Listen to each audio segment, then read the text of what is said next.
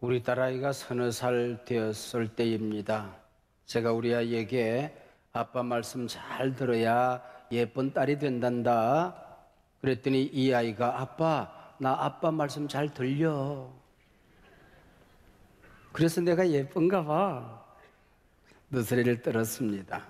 우리 귀로 듣는 것이 영혼으로 듣는 것 아니지요. 오늘 하나님께서 우리에게 주시는 말씀이 들려야 삽니다. 말씀이 들려야 삽니다. 입니다. 신학은 세상 모든 학문의 여왕이라고 합니다. 종합이요 모든 학문의 목표입니다. 그래서 목사가 되고 나면 배우고 공부해야 될 게 참 많이 있습니다. 그리고 평생 할 일이 참 많은 사람이 목사인 것 같아요. 때로는 하나님께 하나님 제게 하루 24시간이 아니라 48시간쯤 주면 안 되겠습니까 하는 마음이 들기도 합니다. 복제 기술이 빨리 발달되어서 이렇게 생긴 거 하나 더 복제해서 같이 일하고 싶다 할 때도 있습니다. 이 많은 사역 가운데 정화 그 많은 일들 가운데 한 가지만 선택하라면 뭘 하고 싶니? 저는 망설이지 않고 설교하는 사역, 하나님의 말씀 전하는 사역에 집중하여 살고 싶습니다. 교회가 해야 될 많은 일들이 있지만은 정화 그 가운데 교인들과 함께 한 가지 일만 하라고 한다면 너 뭐 하고 싶니? 우리 교인들과 함께 예배하는 일에 집중하고 싶습니다. 예배 안에 다 있으니까. 예배는 우리 신앙인들의 삶이니까. 말씀 안에 모든 것이 다 담겨져 있으니까 저는 예배하고 말씀 전하고 말씀 듣는 일에 집중하고 싶습니다. 여러분, 언젠가부터 나는 예배가 나태해지고 은혜가 안 된다 이런 분 계십니까? 말씀 먹는 일에 재미가 없다라고 느끼시는 분 계십니까? 교회 생활이 행복하지 않은 분 계십니까? 틀림없이 중병든 것입니다. 예배에 대한 갈망이 날마다 새롭다. 하나님의 말씀을 읽고 들을 때마다 내게 주시는 말씀이 내 귀에 들린다. 여러분의 삶이 영혼이 건강하신 것입니다. 오늘 우리가 살고 있는 세상을 과학적인 용어, 사회 경제학적인 용어로 말하면 4차 산업혁명 시대입니다. 그리고 영적 정신 사상적인 용어로 말하면 포스트 모더니즘 시대, 다원주의 시대입니다. 이 포스트 모더니즘 시대는 절대 진리가 없습니다. 절대 가치가 없습니다. 절대 권위도 없습니다. 마침내 이 성경의 권위도 없습니다. 예수 그리스도의 유일성, 예수 믿어야 구원받는다는 얘기가 세상에는 통하지 않습니다. 기독교도 여러 종교 가운데 하나로 전락된 세상, 바로 그것이 오늘 우리가 살고 있는 포스트 모더니즘 종교 다원주의 시대의 사상입니다. 사무엘서를 통해 오늘 우리 시대를 들여다보고 있습니다. 왕이 없던 사사시대, 왕을 기다린 사람들에게 하나님은 곧바로 왕을 주시지 않았습니다. 마지막 사사 사무엘을 이 땅에 보내서 다윗 왕에게 기름 부어 왕을 세우게 합니다. 사무엘은 어떻게 태어납니까? 어머니 불임의 고통을 안고 눈물로 기도하던 그 한나를 통해서 이 땅에 태어납니다. 불임의 여인, 이 아픔의 여인 한나는 당시 이스라엘 풍조, 이스라엘 사상, 이스라엘 사회를 대표하고 있는 인물입니다. 예배의 불임, 하나님 만나지 못하는 그 시대, 말씀의 불임, 바로 이 한나를 통하여 우리에게 보여줍니다. 예배가 오염되고 강단에서 하나님의 말씀이 사라진 시대는 영적인 암흑기입니다. 우리가 세상을 살면서 우리 모두 죄를 짓지요. 실수하고 또 넘어집니다. 그때마다 예배가 살아있으면 하나님께 나아가서 깨진 관계가 회복됩니다. 죄를 용서받을 수 있습니다. 새로운 삶을 시작할 수가 있는 것이지요. 그러나 사무엘 시대를 표현하는 오늘 사무엘 3장 1절 말씀이 펼쳐지면 이렇게 시작됩니다. 이때는 여호와의 말씀이 희귀하여 이상이 흔히 보이지 않았더라. 하나님의 말씀이 들리지 않았다는 겁니다. 자문의 말씀을 빌리면 묵시가 없으면 백성이 방자히 행한다는 것입니다. 자기 멋대로 생각하고 자기 멋대로 판단하고 자기 멋대로 말하는 시대, 하나님의 말씀이 없어서, 말씀의 등불이 꺼져서, 기준이 없어서 방자히 행하는 시대가 되었다, 그 얘기입니다. 당시 바른 제사를 드리고 하나님의 말씀을 받아서 백성들에게 말씀 전해야 될 엘리 제사장의 영적인 상태가 어떠했던가, 그 시대가 어떠했던가를 그 다음 절이 이렇게 기록합니다. 엘리의 눈이 점점 어두워 가서 잘 보지 못하는 그때에 그가 자기 처소에 누웠고, 제사장은 눈이 어두웠습니다. 육신의 눈뿐만 아니라 영적인 눈은 더 어두웠습니다. 몸도 자기 처소에 누웠고 영성도 널브러져 누워 있었습니다. 눈도 귀도 어두워서 말씀을 볼 수도 들을 수도 없었습니다. 선포할 입도 없었습니다. 그 시대의 비극을 단적으로 보여주는 기록이지요. 게다가 엘리 제사장의 두 아들 홈니와 비나스는 하나님으로부터 저주를 받습니다. 나를 존중히 여기는 자를 존중히 여기고 나를 멸시하는 자를 내가 경멸하리라. 하나님께 드릴 제물에 먼저 손을 댑니다. 하나님께 제사할 제물에 칼구리를, 쇠칼구리를 가져가서 푹 찍어서 배가 터지도록 먹고 배를 두드립니다. 한포고복이라고 하던가요? 가나안 이방 제사에서 여사제들과 음란을 행하듯이 하나님의 전에서조차 성막을 섬기는 여인들과 음행을 자행합니다. 마침내 하나님이 세운 아론 제사장의 대가 엘리 제사장, 그리고 그 아들 홈니와 비느하스에 이르러서 대가 끊어지는 것입니다. 이 얼마나 커다란 비극입니까? 엘리와 홈니 그리고 비느하스가 살던 사택이 실로에 있었습니다. 성전이 세워지기 전 회막이 있던 곳이 실로였습니다. 성전이 없었기 때문에 제사를 못했던 것도 아니고 하나님과의 만남이 사라진 것도 아니었건만은 영적인 눈이 어두워지고 제사장들이 타락하고 나니 이 모양 이 꼴이 되었다는 거죠. 우리 한수만 교회 예배당을 건축하기 전 5층 상가에서 예배를 드렸습니다. 그 좁은 상가에서 4번, 5번 예배를 드립니다. 그러고 나면은 바깥에서 기다려야 돼요. 예배를 끝나고 오시는 분들이 한 줄로 내려옵니다.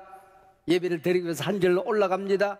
너도 나도 하이파이브를 하면서 서로 축복했던, 예배 드리고 내려오는 모든 사람들의 얼굴이 환하게 임재에 젖어서 예배에 올라가는 성도님들이 기대에 부풀어서 함께 손뼉을 치고 올라갔던 그때의 감격을 추억하는 분들이 많이 있지 않습니까? 초막이나 궁궐이나 내 주 예수 계신 곳이 그 어디나 하늘나라. 큰 예배당이든 작은 예배당이든 천막이든 하나님이 계시는 곳에 우리 성전이 되는 것이죠. 엘리 제사장 가족은 몸으로는 하나님의 임재와 영광 가까이 살았으나 그 영혼은 가장 먼 곳에서 살았던 사람들입니다. 하나님의 영광과 임재를 상징하는 법궤 곁에서 잠들고 깨어났건만 그의 삶은 하나님의 영광과 멀어져 있었고 하나님의 임재인 먹통이 되어져 있었습니다. 나는 나를 존중히 여기는 자를 존중히 여길 것이다. 나를 멸시하는 자를 나는 경멸하리라. 엘리와 홈니와 비느하스를 향한 하나님의 선언이었던 거죠. 사랑하는 여러분, 기억하세요. 인간이 실패한다고 하나님의 구원 역사가 실패하지는 않습니다. 내가 불순종한다고 하나님의 역사가 멈추어지지는 않습니다. 하나님께 드리는 예배 제사를 멸시하던 홈니와 비느하스가 한날 한시에 전쟁터에서 죽습니다. 그 소식을 듣고 의자에 앉아있던 엘리는 꼬꾸라져 목이 부러져서 죽습니다. 그토록 긴 시간 하나님의 사랑을 받고 백성의 존경을 받던 아론 제사장 가문이 하루아침에 몰락합니다. 그리고는 사독 제사장이 등장합니다. 이 제사장의 새로운 등장은 멜기세덱의 반차를 쫓는 예수 그리스도의 등장을 예언하고 있는 것입니다. 아론의 제사장 가문은 끝이 났지만은 우리를 구원할 대제사장 예수 그리스도가 오실 것을 약속하고 있는 것이죠. 가룟 유다의 배신으로 예수님이 십자가에 달려 죽으시지만은 그 길이 곧바로 만인간을 구원하는 구원의 길이 될 줄이야. 하나님 오늘도 나를 불러 나를 쓰시고 나를 통하여 하나님의 몸된 교회가 세워지길 원하는 것입니다. 내가 불순종하고 배신한다고 하나님의 능력의 역사가 실패하지는 않는다는 것 기억해야 됩니다. 쓰임받는 자는 영광이요 버림받은 자는 비극이죠. 우리가 감사치 아니하면, 우리가 하나님을 높이지 아니하면, 우리가 찬양하지 아니하면 이 돌들이 소리를 지르리라. 기름 부어 세움받은 늙은 제사장의 귀가 막히면, 눈이 막히면 나는 3살짜리 어린애에게도 나는 말씀한다. 3살짜리 어린아이를 통해서도 시대를 살리고 깨울 수가 있다. 이 땅의 모든 지성인들, 하나님의 종들이 내게 불순종하면 나는 3살짜리 아이를 통해서도 내 구원 역사를 펼칠 수 있다.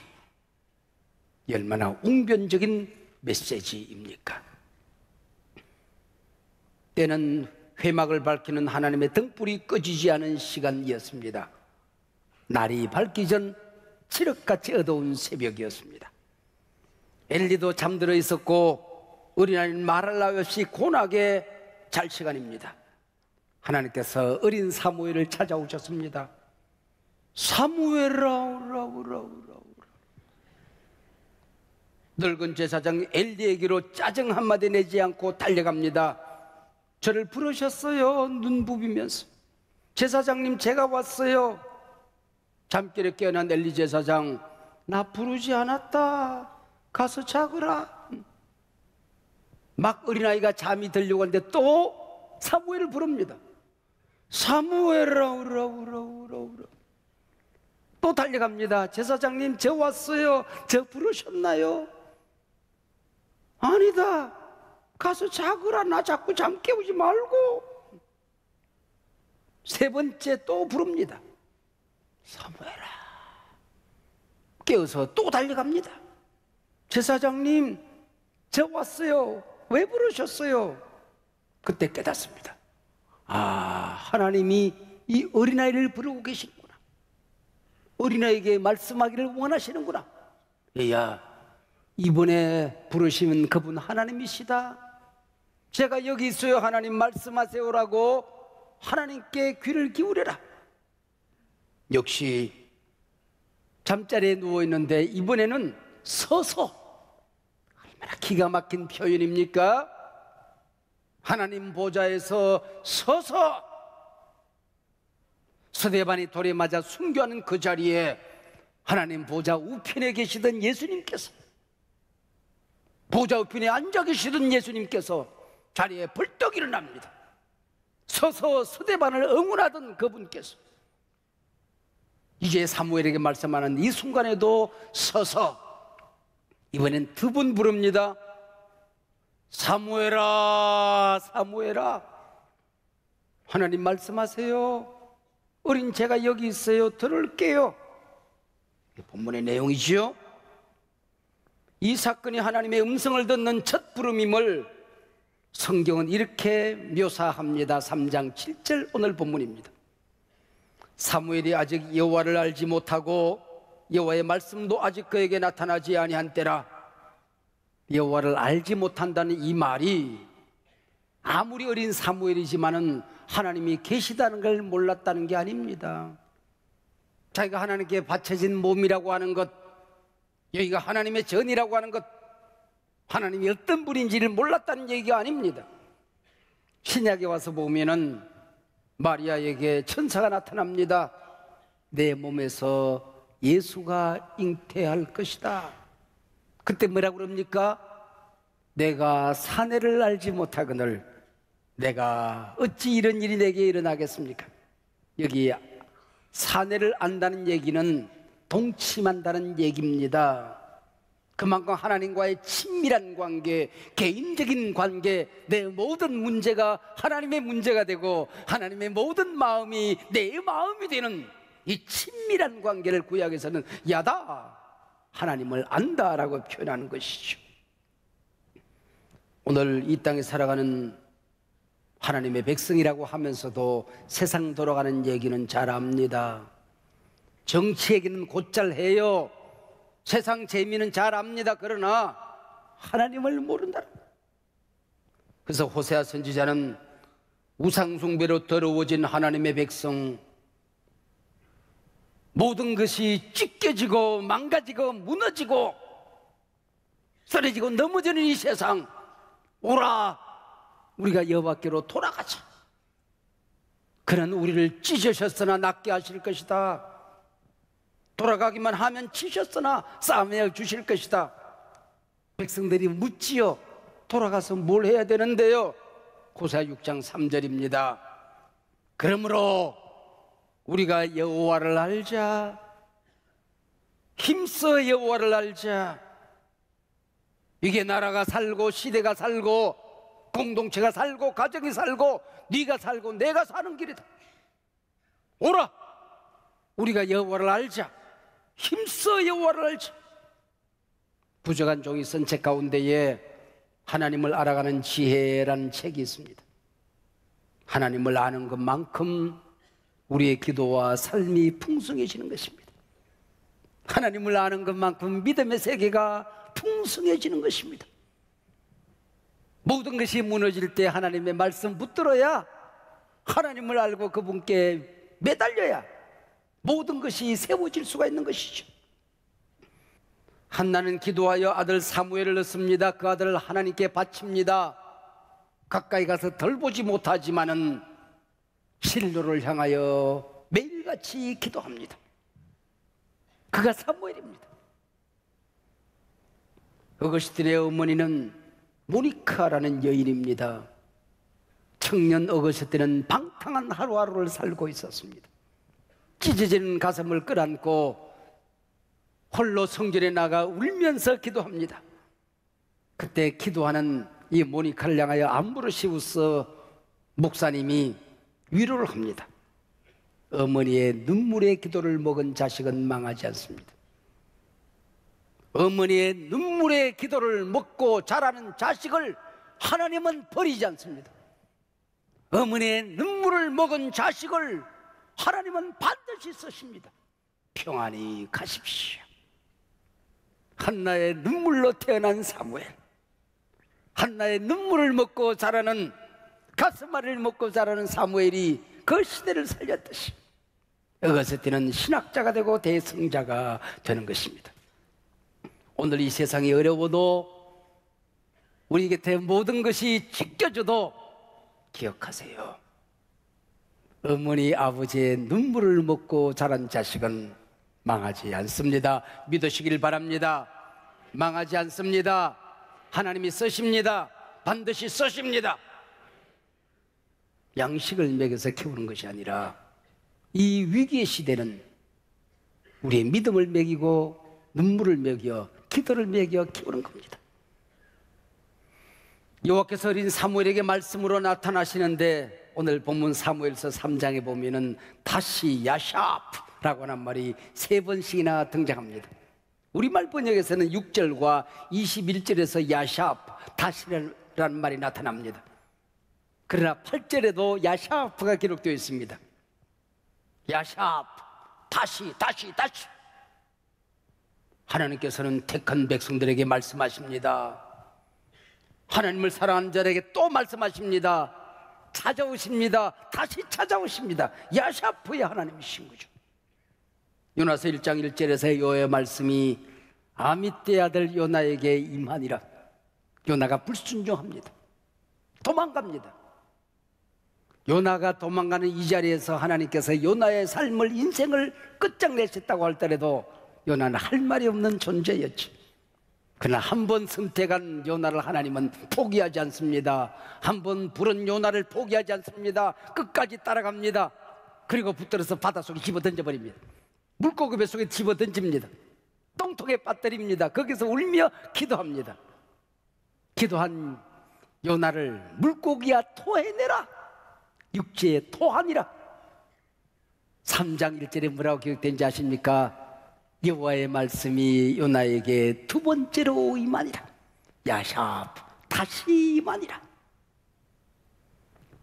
하나님이 나를 들어 쓰시기를 원하시는데, 나를 통하여 일하시기를 원하시는데, 나를 통하여 공동체를 일으키기를 원하시는데, 우리가 하나님의 말씀을 받고 짓밟으면, 버리면, 불순종하면 하나님은 나를 똥통에 빠뜨려서라도 회개하여 하나님이 다시 쓰기를 원하시는 것입니다.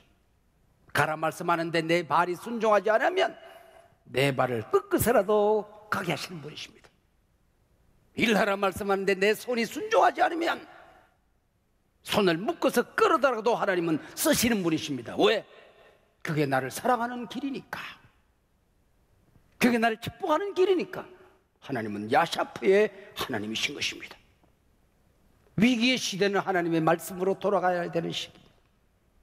세상이 어려워질수록 아드본테스, 본질로, 처심으로 돌아가야 됩니다. 말씀의 능력, 복음의 능력, 성령의 임재의 능력, 기도의 능력을 우리가 믿어야 되는 것입니다. 목사님들이 다시 복음으로 타올라야 됩니다. 당신들이 선포하는 강단이 살아야 됩니다. 이 위기 시대를 뚫어내는 능력은 허리가 끊어지는 난관을 뚫는 기도밖에 없습니다. 본질로 돌아가야 될 때입니다. 왜요? 하나님은 말씀으로 세상을 창조하셨기 때문입니다. 말씀으로 시작하셨듯이 말씀으로 역사를 새롭게 변화시키고 역사를 마칠 것입니다. 이 지구가 만들어진 것은 물질이 아닙니다. 우주의 기본 원자는 물질이 아닙니다. 하나님의 말씀입니다. 기본 원자 말씀이 살아야 세상이 사는 겁니다. 오늘도 이 말씀 들리면 사는 겁니다. 이 말씀이 들리지 않으면 망하는 겁니다. 하나님의 말씀 듣는 자는 살아나리라. 마른 뼈들도 하나님의 말씀을 들으면 살아나리라. 믿음이 다 사라지는 시대에, 마지막 때에 믿는 자를 보겠느냐 말씀하는 그 시대에 듣는 자는 믿음이 살아납니다. 들음에서 믿음이 솟아나는 것입니다. 같은 성경, 같은 본문을 읽어도 하나님은 각자에게 다른 말씀을 주십니다. 이 시간 부족한 종이 설교하지만은 깨닫는 말씀이 다르고 받는 말씀이 다릅니다. 말씀의 크기와 능력이 다릅니다. 오늘 이 예배에서 내게 주시는 말씀이 들리면 내 인생이 새롭게 밝아집니다. 안 보이던 세계가 보여집니다. 왜요?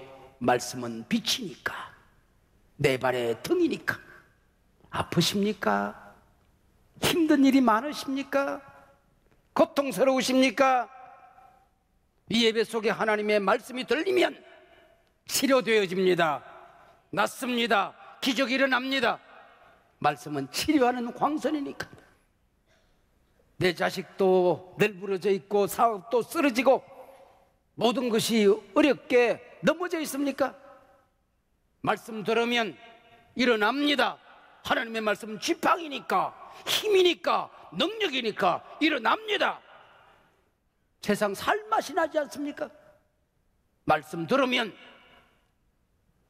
살맛이 납니다. 왜? 하나님의 말씀은 꿀송이보다 더 단 생명의 양식이니까. D.L. 무디가 참 재밌는 얘기를 했어요. 내가 설교하면 우리 교인들은 그 말씀을 받지 않고, 야, 이 말씀 재밌다, 내 뒤에 있는 아무개 집사가 들었으면 좋겠다 그러고 뒤로 던진대. 그리고 그 말씀을, 야, 이 말씀 우리 마누라가 들었으면 좋겠다, 옆으로 휙 던진대. 그리고 하나님 말씀 들으면, 야, 이 말씀 우리 엄마가 들었으면 좋겠다, 엄마한테로 휙 던진대. 그래서 뒤로 던지다 보면은 예배 끝날 때쯤 되면은 설교 말씀이 저 바깥으로 다 나갔대.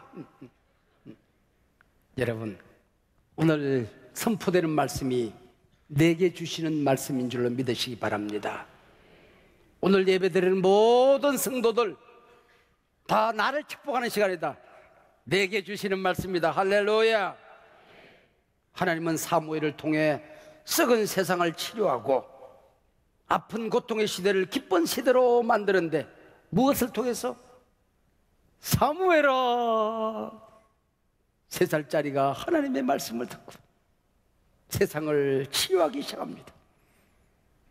그러나 임금 사울은 하나님의 말씀에 순종치 않습니다. 사무엘이 말합니다. 임금이여, 순종이 제사보다 낫고 하나님의 말씀 듣는 것이 수양의 기름보다 낫나이다. 소 잡고 양 잡아서 제사하는 게 중요한 게 아니고 하나님의 말씀 듣고 순종해야 당신이 살고 나라가 사는 거예요. 이 시대에 한 교회, 한 공동체, 하나님은 말씀에 순종하는 사람을 쓰시는 것입니다. 사무엘을 축복하는 많은 말씀이 성경에 기록되어 있는데 오늘 본문 3장 19절에 그런 말씀이 있어요. 여호와께서 사무엘과 함께 계셔서 그의 말이 하나도 땅에 떨어지지 아니하더라 그랬습니다. 야, 얼마나 근사한 일입니까? 강단에서 선포되는 목사의 말이 우리 교인들의 심장까지 전달되고 이 앞자리 땅에 떨어지지 않으면 우리 교인들의 삶 속에 기적이 일어납니다. 이 시대 한국교회 강단의 말씀이 교회를 비판하는 사람들의 발바닥 밑에 짓밟히지 않고 땅에 떨어지지 않으면 이 시대에 기적이 일어납니다. 민족이 달라집니다. 역사가 새로워집니다. 사무엘의 말씀이 땅에 떨어지지 아니하니라. 여러분, 작은 말씀 받아서 그 말씀 소중히 여기면 큰 기적을 경험하게 됩니다. 귀가 울리는 하늘을 진동하는 말씀을 받고도 그 말씀 소홀히 여기면 나는 나를 존중히 여기는 자를 존중히 여기고 나를 멸시하는 자를 경멸하리라. 내가 받은 복을 바깥으로 그 말씀을 던지고 그 씨앗을 심어 열매를 보아야 되는데 열매가 말라 비틀어지고 새들이 와서 쪼아먹는 거예요. 여러분, 하나님이 주시는 모든 말씀이, 오늘 여러분에게 들리신 말씀이 나를 바꾸고 가정을 바꾸고 공동체를 바꾸는 능력이 되기를 주의 이름으로 축복합니다.